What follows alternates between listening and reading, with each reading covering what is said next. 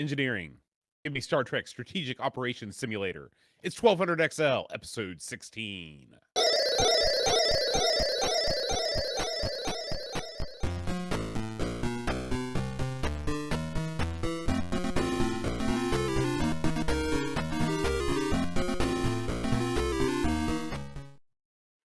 Hi, everybody. Welcome to 1200 XL. I'm John. And I'm Aaron. Today, Aaron, we're going to be talking about Star Trek Strategic Operations Simulator. Oh, man.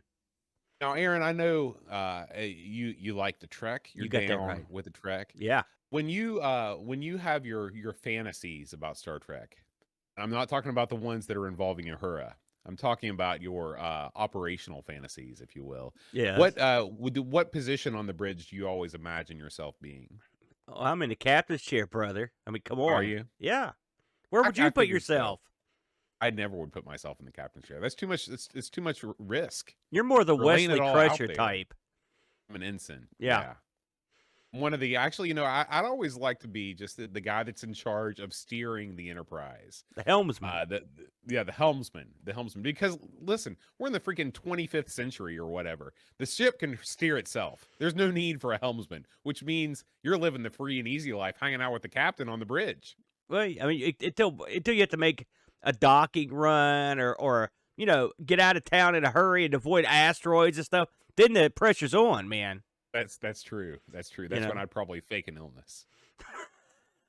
That's why you would never make it on the Starship Enterprise boat with that kind of attitude. Not to mention, in the future, no one gets sick. They got bones to give you the business with the thing, I don't know if I'd make it through Starfleet Academy. I'm not going to lie to you. I know I wouldn't. There's a 0% chance. It'd be with all those good-looking chicks and the tight little outfits. There's no way I'd get through. How could you pass your classes? Starfleet has a 60s mentality when it comes to hottery. You know what I'm saying?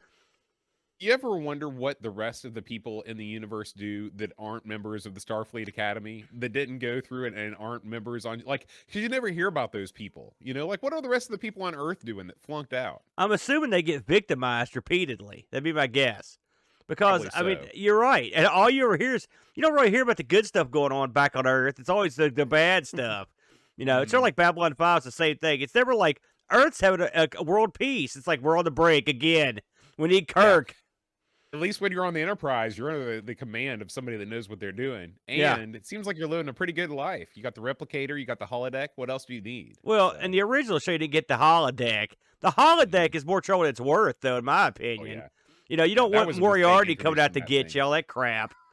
Those were real dumb episodes. Those were the dumbest. And I love Sherlock Holmes, but those were an abomination. You bring up a good point. Did the replicator exist in the original series? It did, yeah. They had a replicator. They had a food replicator. Because you could put I think they had like cards, I believe you put in there. They looked like Who cards. Replicator. That's what they were. I think everything in the future runs on TurboGrafx technology. That's the future I want to live in. Yeah, me too, eh? Give me more of that CoCo Flying Squadron game. Oh, I want that. Oh, God, no. Not that, bud. All right, Aaron, let's talk about Star Trek Strategic Operations Simulator. Easy for you to say. Mouthful. Yeah. So this is a very longly titled game that only somewhat describes what you actually do in this game. So this originally was not an Atari computer game. This originally premiered in the arcades in 1982. This was a Sega. It sure Sega did. Enterprise, Aaron. Yeah.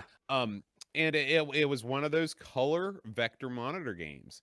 And when I started writing this, when I started preparing my notes, as you say, I was thinking about, I'm going to talk about how there weren't very many color vector games. And then I looked it up and I found this huge list. There were a ton of color vector games. I forgot about half of them. There was a decent amount. Yeah. Tempest and Major Havoc and all kinds of games. So that point went out the window. So this was one. And this was probably towards the end of the vector monitor craze. I would say by 84, most of the vector monitor games had gone by the wayside. I would say, as you had the Laserdisc craze, and then just regular computer graphics started getting to the point where vector games were looking a little bit old hat. So yeah, the monitors were hell on wheels to keep working too. Absolutely, yeah, and there was probably a limited number of factories that were capable of churning these things out too. They were tough. This was this arcade game. It was available in both stand up and sit down formats. And the sit down format, get this, Aaron, was known as the captain's chair. Oh yeah. Have you ever played in one of those? Never. I've It's played the this on a best. real machine, but yeah, I would love to do that. I would love to sit in the captain's chair. It's the best. It's this big white chair with like a black thing. It's awesome. I would love to own one of the sit downs. You got that stand up. Screw that. I want the one where you sit in the captain's chair. That's the bomb, man. That's right. That's right. The upright model was sold standalone and was also part of. Did you know that Sega did a JAMA like thing with their arcade games during this time? Had you heard about this? During the Vector era, no, I did not know Yeah. that. I'm not surprised because there was something that got done a lot, but I didn't know they were doing it that far back. I'll be honest. Yeah, this thing was called the Convertikit series, Oh, and it was compatible. You could get Star Trek, Eliminator, Space Fury, and Tax Scan. You could swap parts in and out, and convert your games to any one of those. You know, when you needed some new games in the arcade. huh. They also sold a conversion kit for this game for Asteroids, and the conversion kit included the color vector monitor with it. So you swap out the button layout, and you're good to go. Just put in that color vector monitor, and your Asteroids becomes a Star Trek. Pretty interesting. Oh, I see. Wow, that is neat. That's kind of cool. Yeah. Now, this game in the arcade uses a spinner control and buttons, but of course, on the old Atari, you don't get that. You're controlling it with the joystick. This game was ported to the Apple II, the 2600. The ColecoVision got a port of this. C64 DOS, the TI, the VIC. A television version was planned, but it was never released. So you're out of luck if you were an Intellivision owner. Had you played this on the ColecoVision before, Aaron? I have, yeah, yeah. I've played this. I've played a lot of versions, and there's a ton of unofficial versions too. Mm-hmm. You know that basically, Yeah. because I mean, the premise of this game, it's as generic a Star Trek premise as you could possibly have, and Well, so let's it talk was about ripe for those sorts of, tributes. Boat. let's talk about the premise of the game. The premise of the game centers around the Nomad, Aaron, the Nomad. Not the weird portable Genesis thing, but this is an ancient interstellar probe that was sent from Earth. Launched from Earth, it went missing for 265 years. During that time, it somehow mutated into a powerful and intelligent machine bent on sterilizing entire populations Oh that do not man. meet its standards of perfection. So this is a Judgment Day situation where humans created this computer system, and they launch it into space, and somehow it acquires the powers to evolve on its own, and it evolves into a killing machine. So the Enterprise has to set out and destroy the Nomad before it destroys all life in the universe. And a bunch of Klingons. A bunch of Klingons. So, Aaron, had you seen this? Was based on, of course, an original series episode, because the Next Generation would not come out for several years Yeah. after this. Do you know? Were you aware of the Nomad? Yeah. Oh yeah. Yeah. Good episode. The Nomad was in the old show.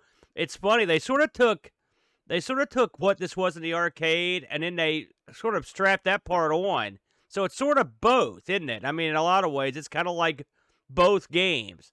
Yeah. I will say, just to get into it a little, I've played this quite a bit in the arcade. Okay, so the Atari version here, and to be honest with you, it's been since I played the Coleco version. I don't recall much about it, but I will say I was stunned when I played this, because this is way more stuff going on in it than the arcade version's got. Really? There's a ton. There's there are all the different levels, the levels with the obstacles, the Nomad stuff. None of that stuff was in the arcade. Huh. Interesting. Yeah, and so Yeah. they kept what made the arcade game. It kept the stuff with the the revolving view, the radar, the Right. shields, the star bases. But adding the other stuff is nice. It's nice to see stuff getting added on that I hadn't experienced before.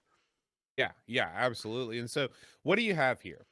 You've got a screen that's divided up into three parts. Okay, you've got the upper left-hand part of the screen gives you all of your gauges, your supplies. You can see how many shields you've got left, how many photon torpedoes, and the amount of warp power that you have left. Okay, so that's in like the upper half of the screen. The upper right-hand part of the screen is the main scanner screen. This is like your radar. Yeah. It's a top-down view of the Enterprise. You see where the enemies are and the locations of the star bases. Okay, and then below that, you've got really where the graphical meat of the game is. What's known as the forward targeting scanner. Yeah. And this thing shows you a close-up and personal view of whatever object you are approaching. So if you're approaching a Klingon ship, you see a bird of prey. If you're approaching, different things, you see these different shapes. And that's really the most graphically striking part of the game is that when you look at the radar, that looks like what almost all games looked like at the time. But then when you look down at that forward targeting scanner, you see the ship as sort of approaching you in the first person. It's like So being pretty on the cool. deck, on the command deck, and seeing the screen up there. It's sort of like, like Kirk would look up, or Picard, and the screen. This is what that 3D version looks like, that part down the bottom. Yeah. They could have just used that top part and said, okay, here's the game. I mean, it would have been lame, but they could have.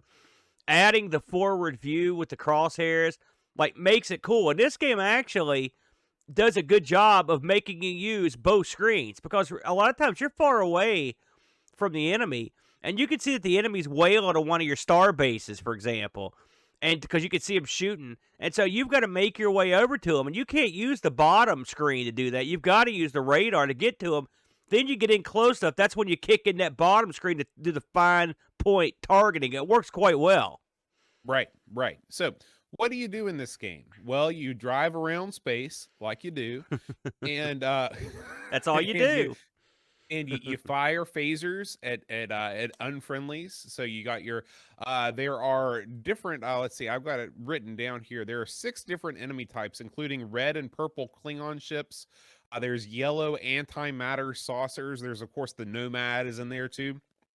And then you've also got asteroid fields and meteor showers. These are like bonus stages where you don't really have anything to kill. You're just trying to avoid the asteroids or the meteors and trying to make it to the next base. And when you reach a star base, you run over it and it replenishes your shields. Yeah, So these are changes from the arcade. The arcade, at least I never got to a point in the arcade where there are any sort of obstacle screens like this. And in the arcade, when you go to a star base, it's much more ballyhooed.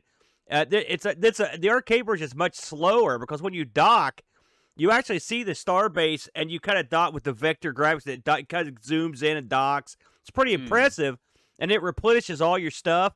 In this version, you literally just run over them like they're not there, and and it automatically gives you a little, and then you keep on going. And usually there's 1 or 2 star bases per screen. Right. And so basically what you do is you run around, you're shooting ships that are in the way of that are attacking these bases. And when you killed a certain number of them, then you will move on to the next round. Once you reach the final round, you have to destroy the Nomad. And when you destroy the Nomad, the game is over, and you get a colorful rainbow type thing, and then the game loops around again. Now, Aaron, you know so much more about the arcade version than I do. Would I call this game a strategic option simulator? No, I would not. Now, do you think that the arcade version leans more heavily on the strategy side than the Atari 8-bit port? Well, okay, strategic operation, but this is supposed to be a simulation to train you to be captain. That's the whole gimmick, okay? So you're not even in. This is just like the what is it with these Star Trek games? Because the NES game that you and Brent covered at ARG was the same thing, well, right? Well, listen, Boat, you need a lot of training, pal. All right? We're not going to give you do you know how much a starship costs? We're not going to put John Bodekar-Schaller at the helm, and you're out there. It's like, well, I'm driving through space. That's not the way you do it. You're out there. You got to be careful. They train these suckers, man. And you need some training in this game, because unlike the arcade, they come fast and furious in this. This is a whole different speed than you see in the arcade. I have to say, this is an improvement on the arcade. I said it. I'm going to go on record, Boat. They took it and made it better. The Nomad stuff wasn't in the arcade, right? That Nomad screen where that sucker comes out dropping all his mines, and you've got to pinpoint him. You got to get lucky and shoot him. That's tough, man. Yeah. That guy's a jerk. Those added extra bonus ships, the anti-grav saucers, those guys are tough too. They're fast. these guys lay into your star bases. You'd get points for those things. You need them star bases to replenish your shields and whatnot. And so you could see them blowing them away. It's a lot easier to tell what's going on in this version than in the arcade. I found this game responded better than the arcade version. Now, the arcade version had some stuff this didn't have, including the super awesome chair. Also, the arcade version had digitized speech. Spock would say, "Welcome aboard, Captain." When the game started, that was always awesome. So you did have that going for you. But this game, this is like the arcade version of the arcade game. Basically, it's what it reminds me of. The Nomad defeated screen reminds me of what would happen when you were playing the Atari 2600 Sword Quest. Every once in a while, you get a screen like that. The Atari traditional rainbow screen. Rainbow. What did you think of this bad boy, Boater? I thought that was pretty good. I thought it was a pretty good game. I was expecting something a little bit more cerebral with a title like Strategic Operations Simulator. I thought I would be down in engineering, helping repair stuff and doing a bunch of mini game type things. I guess I was expecting something more along the lines of that NES Star Trek game that you and Brent covered. But I had a good time with this. And I liked the fact that it was pretty easy for me to loop this. The very first time I played it, I couldn't believe it. I just kept on playing. The game will loop regardless. You can lose and the Nomad can take over, and you can still keep playing. And I guess that's realistic, because let's be honest, if the Nomad sterilized the population of Earth, the Enterprise would still be bebopping around the galaxy. So I guess that's realistic. Plus, you'd have a crew full of virile young crewmen. That's right. You're getting into a Hell Comes to Frogtown situation at that point, Boat. Which is there you go. But it could be worse as long as you're healthy. You can't save every planet. And plus you got Kirk out there. He'll take care of any sort of population discrepancies. He'll repopulate like that's the way he does That's it. True. Yeah. I managed, and I wrote this down. I never do this when I'm playing one of these games, but I just couldn't believe how far I was getting. I got to sector 3.5 and got a score of 143,000. I thought I was awesome. Well done, Boat. That's real good. Yeah. I also had good success. It was easy. This is a game you could set anyone down in front of it, and they could figure it out quick. Once you get the shapes down, and you realize if one shape's shooting the crap out of another shape, that's probably bad.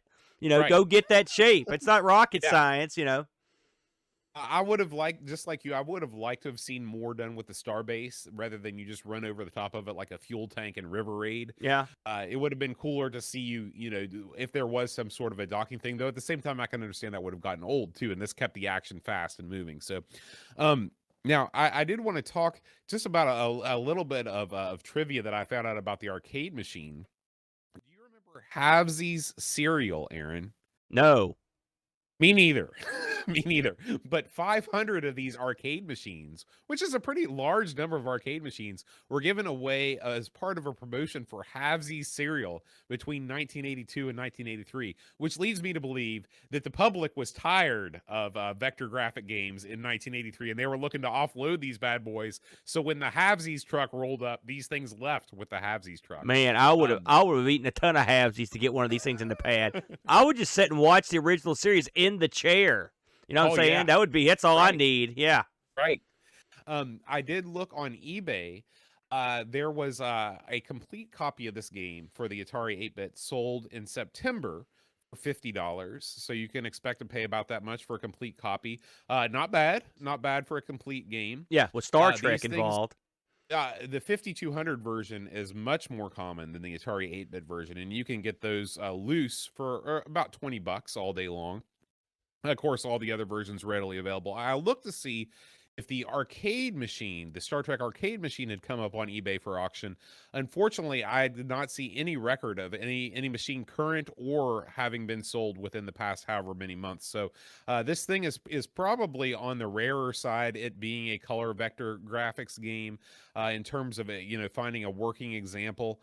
But I was sort of surprised that I didn't see any up for auction from the usual people that charge you an arm and a leg. Yeah. These were around back in the day, I will say that. Yeah, and I did play this at the old Galloping Ghost in Chicago last time I was up there. So, all right, well, that's going to do it for Atari, or for the Star Trek Strategic Operations Did we get any Discord Simulator. on this thing? Oh, we did. Thank you so much for reminding me. You know, we don't. There aren't really any magazine reviews for this one that I could find, but we did get some Discord action. Our first review comes from Pajako 6502, and he says, "Cramming an arcade vector game into an 8-bit pixel-based machine is always going to be a challenge. However, the Atari 8-bit is a pretty competent and playable version. For limited 8-bit graphics, the developers did a fantastic job of representing the ships on the viewport. Comparing it to the videos I checked out of the other ports, the Atari graphics were probably the better-looking home computer versions. I played this with a D-pad, and it was a little difficult to get the ship to steer exactly where I wanted. I feel that an old-fashioned joystick would have been better, but it still played well. The game is a little short before it loops around again to the first level. However, the arcade version is the same. But there's plenty of action crammed in. 7.5 out of 10.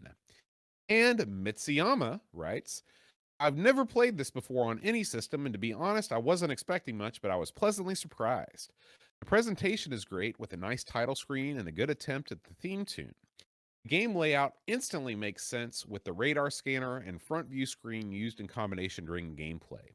The graphics on the scanner are functional at best, but the star bases and enemy ships are instantly recognizable on the view screen. The controls are responsive and it plays great with the joystick. My only complaint is that at 6 rounds per level, the game loop is a little short, but the difficulty ramps up nicely over the levels. I'm becoming a bigger fan of the Atari 8-bit computers the more I explore the library via this podcast. Starting in January 2022. Join us, won't you, for a new endeavor in the Amigos Retro Gaming Library of Podcasts. Decidedly better endeavor. I'm talking about the Atari ST Show. That's right, folks. We are starting a brand new podcast all about gaming on the Atari ST. We're moving on. We're putting the 1200 XL on the shelf. I'm not saying we'll never bring it back, but we're entering a new era. 16-bit era, Aaron. So far, we have recorded 0 episodes, but we are taking next month off to prepare, get everything ready to make sure that all the dots are aligned and the crosses are teed, and we are going to launch like nobody's ever launched before. We have our game selection committee already in place from the Discord. They're going to be choosing our first title for us to play. We will be launching on YouTube as well as separate feeds on both Anchor and on the Amigos Retro Gaming main feed.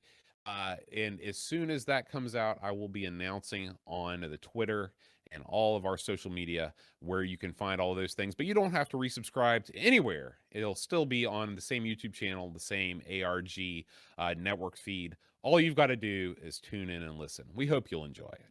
So, thank you for listening to 1200 XL, and we hope you will continue to enjoy our Atari discovery journey on the ST Show. So, for one final time, for a while, we will say, make sure you play your Atari today.